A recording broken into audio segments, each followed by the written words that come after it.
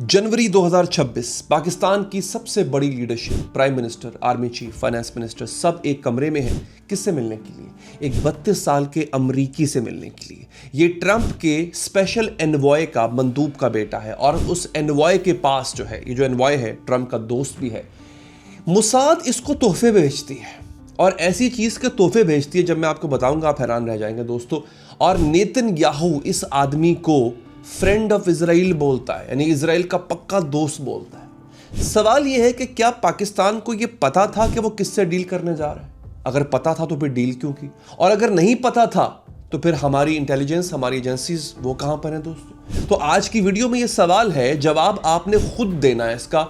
मैं आपके सामने हकायक रखने जा रहा हूं।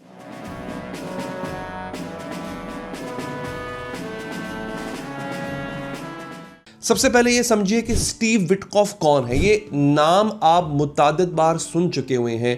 वो आदमी जो इस वक्त ईरान के साथ मुज़ाकरात कर रहा है अमेरिका के बिहाफ पे, स्टीव विटकॉफ।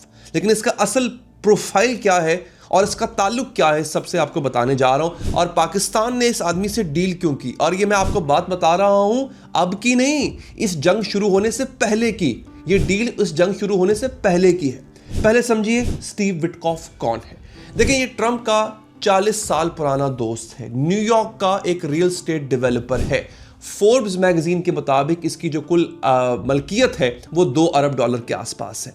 इसके पास कोई डिप्लोमेटिक तजुर्बा नहीं है, कोई फॉरेन पॉलिसी बैकग्राउंड नहीं है, लेकिन ट्रंप ने इसको मिडिल ईस्ट का स्पेशल एनवॉय बना के रखा हुआ है। अब ये दुनिया की मुश्किल तरीन निगोसिएशंस कर रहा है। इजराइल हमास सीज फायर कर रहा है, प्यूटन से मुलाकात कर रहा है, ईरान के साथ ये मुज़ाकरात कर रहा है। ये एक रियल स्टेट वाला है जो सब कुछ कर रहा है दोस्तों। अब मैं आपको एक इंटरव्यू का हवाला देता हूं जहां से पता चलता है कि ये इजराइल के कितने करीब है। एक मैगजीन है, उसका नाम है दी अटलांटिक। उसने मई 2025 में एक प्रोफाइल लिखी थी स्टीव विटकॉफ की। जर्नलिस्ट खुद इसके वेस्ट विंग वाले ऑफिस गया था। वहां पर इस जर्नलिस्ट के सामने स्टीव विटकॉफ ने अपना बैग खोला और वहां से एक चीज निकाल के उसको दिखाई। अटलांटिक क्या लिखता है उस इंटरव्यू में? वो लिखता है, Steve Witkoff emptied his bag, he wanted to show me a pager given to him by Israeli Prime Minister Benjamin Netanyahu and senior officials of the Mossad।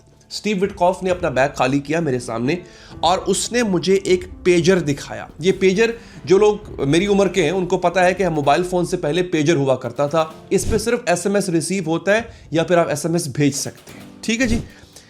Pager दिखाया जो नेतन्याहू और मुसाद के senior official ने उसको दिया था, और उस पेजर के पीछे कुछ कंधा हुआ था, कुछ लिखा हुआ था। अब जो लिखा था वो पढ़ के सुनाता हूं। लिखा था कि डियर स्टीव, प्यारे Steve, friend of the state of Israel.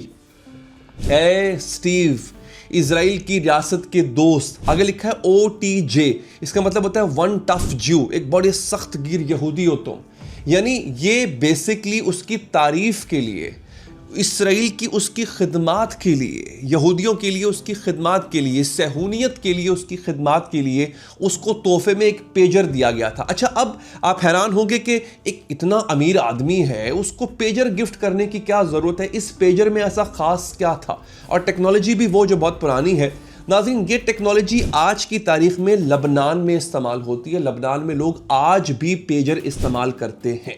Basically सितंबर 2024 में लबनान में हजारों पेजर्स फट गए थे। जैसे आपके फ़ोन में मोबाइल फ़ोन होता है, आपके जेब में मोबाइल फ़ोन होता है, और वो अचानक से फट जाए, सोचिए कितना नुकसान होगा आपका, आपके जिस्म का, आपकी जान भी जा सकती है। और 42 लोग इसमें मारे भी गए थे, जिनमें बच्चे भी शामिल थे दोस्तों। ये पेजर अचानक से नहीं फटे थे। इन पेजर्स को बेसिकली हैक करके इजराइल ने लोगों की जेबों में फाड़ा था, जिसमें 3000 से ज़्यादा लोग ज़ख्मी हुए थे नाज़रीन। और असल जो टारगेट था वो था हिजबुल्लाह के मुजाहिदीन, हिजबुल्लाह के जंगजुओं को टारगेट करना, जो कि इसमें शहीद भी हुए थे नाज़रीन। और इस टेक्नोलॉजी को तोहफतन स्टीव को इजराइल जो है वो देता है तोहफे के तौर पे, और स्टीव विटकॉफ फख्र से इसको दिखाता है। इसकी मजीद डिटेल में मैं नहीं जाऊंगा। दूसरा कनेक्शन सुनिए आप।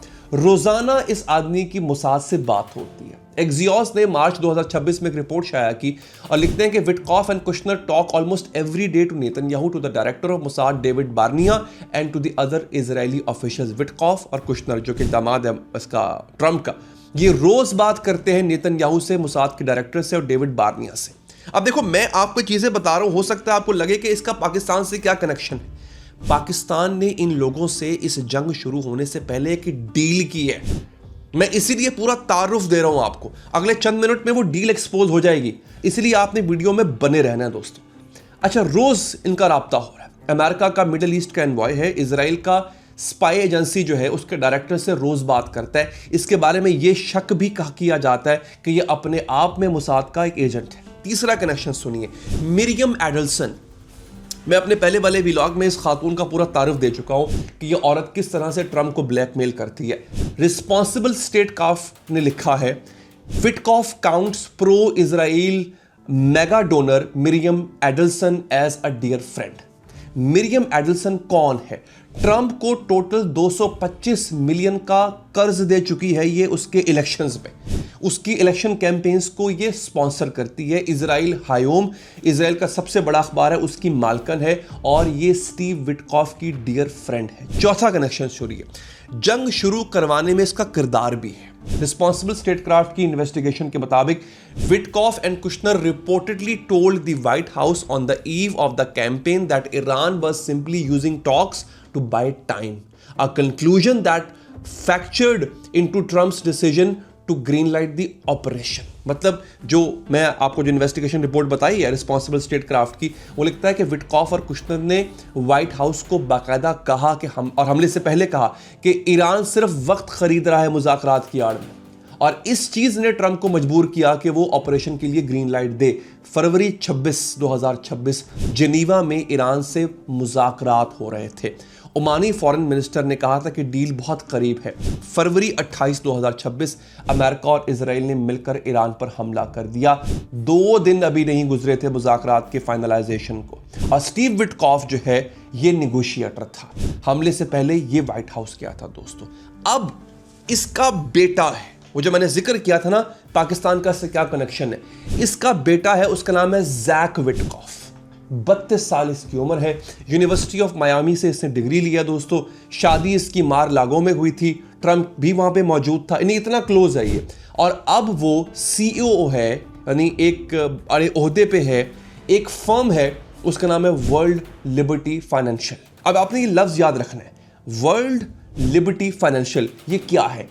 ट्रंप फैमिली की, ट्रंप के खानदान की ये क्रिप्टो कंपनी है। अब क्रिप्टो के बारे में तो आपको पता ही कि वो क्या है। देखिए, ट्रंप बिजनेस एंटिटी के पास इस कंपनी के 60% ओनरशिप शेयर्स हैं। हर कॉइन, आपको क्रिप्टो कॉइन का पता है ना, ये लोग कॉइन बेचते हैं, ठीक है। हर कॉइन जो बिकता है 75% रेवेन्यू ट्रंप फैमिली को जाता है। फाइनेंशियल टाइम्स के मुताबिक दिसंबर 2025 तक ट्रंप फैमिली ने $1 अरब प्रॉफिट कमाया था इस एक कंपनी से। कंपनी का नाम मैं आपको बता चुका हूं पहले, वर्ल्ड लिबर्टी फाइनेंशियल। ठीक हो गया जी। अब आगे सुनिए, ये बेसिकली एक कॉइन है इनके पास। ये कॉइन का नाम है USD1। अब जो लोग क्रिप्टो को थोड़ा बहुत भी जानते हैं उनको पता है कि एक होता है जैसे बिटकॉइन है, बिटकॉइन का पता है ना आपको, एक होता है बिटकॉइन या एक होता है स्टेबल कॉइन। अच्छा, बिटकॉइन एक कॉइन है, इस तरह के बहुत और भी हैं, टीथर भी है, और मुझे अब नाम याद नहीं आ रहे, बहुत से कॉइन्स हैं और भी, क्योंकि मेरा ये काम नहीं है। ये कॉइन जो होते हैं जैसे कि बिटकॉइन है, इनकी कीमतें ऊपर नीचे होती रहती हैं। कभी $70,000 का एक कॉइन है, कभी 60 का है, कभी 30 का, कभी 1 लाख का है। इनकी कीमतें मार्केट के लिहाज से बदलती रहती है। USD1 ये स्टेबल कॉइन है, और ये असल में जो कॉइन है ये ट्रंप का कॉइन है। ट्रंप और स्टीव विटकॉफ दोनों इसमें पार्टनर हैं। वर्ल्ड लिबर्टी का जो स्टेबल कॉइन है उसकी कीमत है $1, यानी एक USD1 जो है स्टेबल कॉइन, इसकी कीमत $1 के बराबर है। ये डिजिटल डॉलर है लेकिन अमेरिकन बैंकिंग सिस्टम से बाहर है। अब समझिए ये डील पाकिस्तान में कैसे होती है। यहां पे एक और शख्सियत का नाम आता है, उनका नाम है बिलाल बिन साकिब। ये ब्रिटिश पाकिस्तानी बिजनेसमैन है, 30 साल इनकी उम्र है। लंदन स्कूल ऑफ इकोनॉमिक्स से इन्होंने पढ़ाई की है। किंग चार्ल्स से इन्होंने MBE का जो है इनको अवार्ड मिला था। फोर्ब्स 30 अंडर 30 में इनका नाम आया है। माशाल्लाह, बहुत अच्छी बात है। 2025 में शहबाज शरीफ साहब ने इनको special assistant to prime minister on blockchain and crypto बनाया। मिनिस्टर ऑफ स्टेट का दर्जा रखते हैं ये। दिसंबर 2025 में Pakistan virtual assets regulatory authority यानी PVARA का चेयरमैन भी बन गए थे ये। ब्लूमबर्ग ने इनके बारे में लिखा, Pakistan new role as mediator between the US and Iran followed a long courtship of World Liberty Financial Trump's crypto venture. अब ये ब्लूमबर्ग की स्टोरी है, जाके गूगल कर सकते हैं आप। पाकिस्तान का अमेरिका और ईरान के दरमियान सालिस बनना वर्ल्ड लिबर्टी फाइनेंशियल की लंबी एक यूं कह लें कि एक लंबी रिलेशन के बाद जो है वो सामने आया है। यानी जो पाकिस्तान को किरदार मिला है सालिस का, इसमें कहीं ना कहीं इस बात का भी एक किरदार है कि पाकिस्तान वर्ल्ड लिबर्टी फाइनेंशियल की जो कंपनी है इससे जुड़ा हुआ है। मैं पहले बता चुका हूं ये कंपनी किसकी है दोस्तों, ट्रंप और विटकॉफ की कंपनी है ये।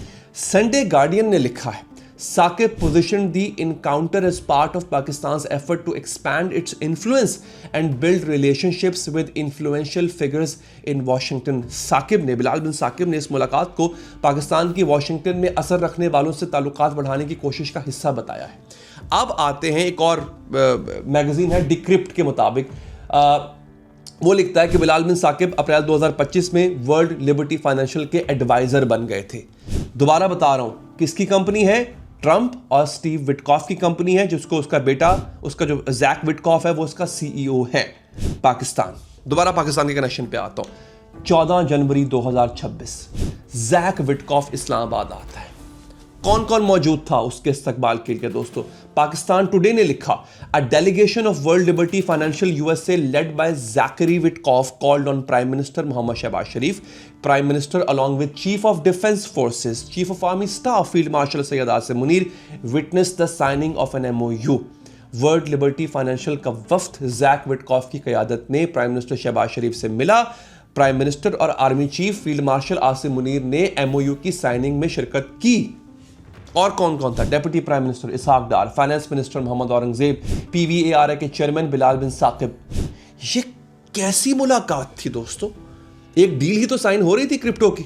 32 साल का एक बिजनेसमैन है, prime minister, army chief, deputy prime minister, finance minister सब मौजूद है इन साहब के इस्तकबाल के लिए। ये तो किसी मुल्क के सदर के साथ भी शायद तब जाके ऐसा उसको जो विजिट है, उसको जो ऐसा इस्तकबाल है वो मिलता होगा दोस्तों। और यहाँ पे एक और पाकिस्तान का बड़ा इदारा है, उसने भी लिखा, उसकी ये प्रेस रिलीज शाया हुई कि the meeting reflected the growing interest of foreign private investors in Pakistan economy. ये मुलाकात पाकिस्तान की इकोनॉमी में बैरूनी जो सरमायाकार हैं उनकी बढ़ती दिलचस्पी का मजहर है। ये सवाल ये है कि सिर्फ इन्वेस्टर इंटरेस्ट था या कुछ और था? अब आपको मैं कनेक्शन बना चुका हूं पहले से, Jack Witkoff, Steve Witkoff, Mossad, Israel. अब जरा टाइमलाइन देखिए।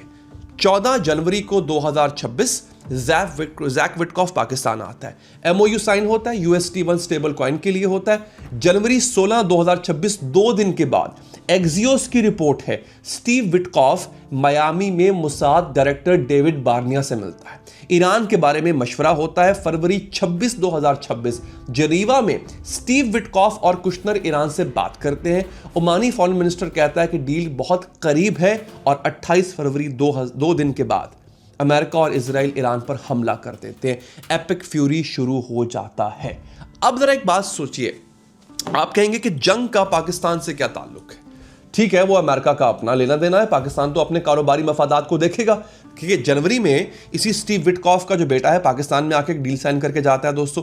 इसमें अब एक और कनेक्शन बनता है नाज़रीन। यहां पे एक अमेरिकन एनालिस्ट हैं, फिलाडेल्फिया इंक्वायरर, अप्रैल 2026 की उनकी स्टोरी है। वो कहते हैं, why has Pakistan warmed so much to Trump world to the point where the South Asian nation has become an unlikely mediator in the US-Iran talks। Pakistan ने ट्रंप की दुनिया में ऐसी क्या हलचल मचाई है कि अब वो अमेरिका और ईरान के दरमियान एक सालिस बन गया है। वो कहते हैं, is it the peace loving nature of Pakistan military regime और is it because of the January deal between Pakistan finance minister and World Liberty Financial, the crypto venture headed by Zach Witkoff, the son of America's inexperienced top negotiator and heavily owned by the Trump family.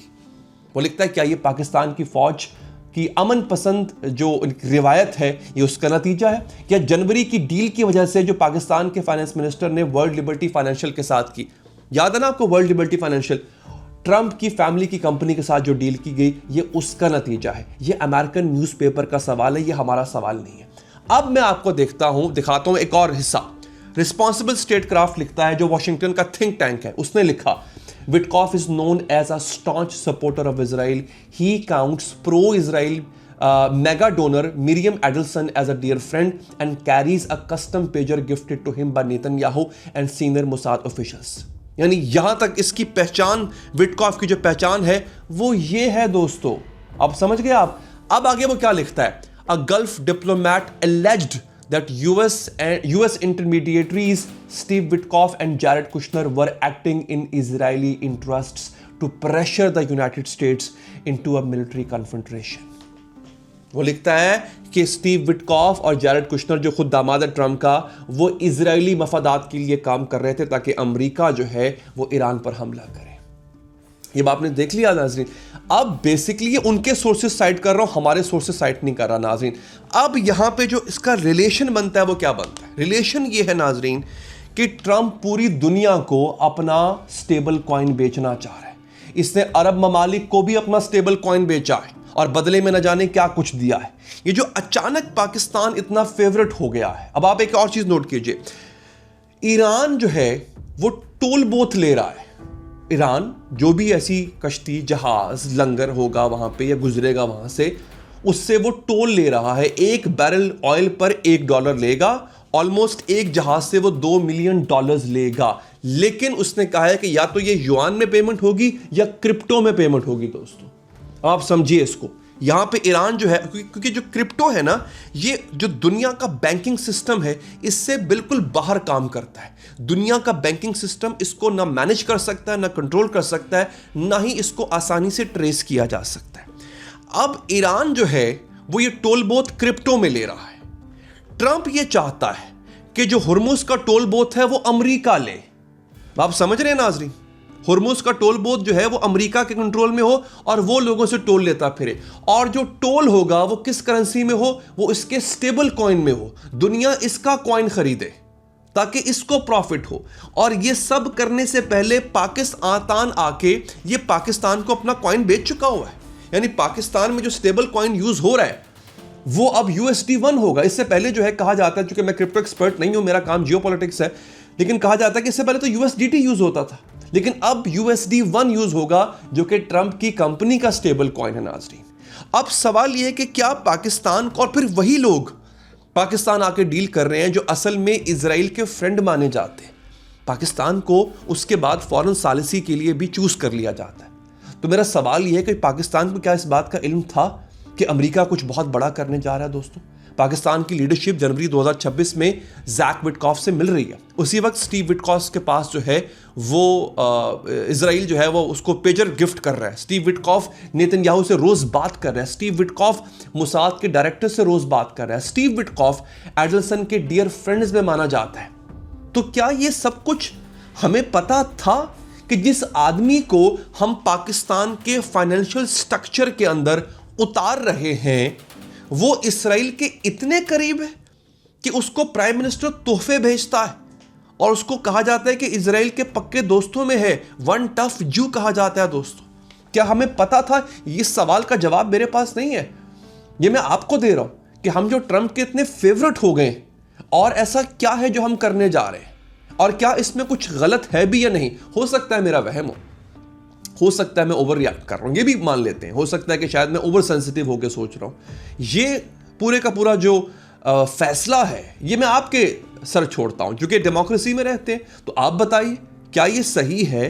क्या इसमें आपको कुछ fishy नजर आ रहा है? अगर नहीं नजर आ रहा तो मैं भी खामोश हो जाऊंगा। मुझे क्या जरूरत है बात का बतंगड़ बनाने की, बिला वजह की कॉन्स्पिरेसी थ्योरीज ढूंढने की? मैं भी नहीं करूंगा ऐसा। मैं तो बिलीव करता हूं कि कॉन्स्पिरेसी थ्योरीज पे यकीन नहीं रखना चाहिए। लेकिन अगर आपको कोई कनेक्शन नजर आता है, कोई डाउटफुल चीज नजर आती है, तो प्लीज मेरी हेल्प कीजिए।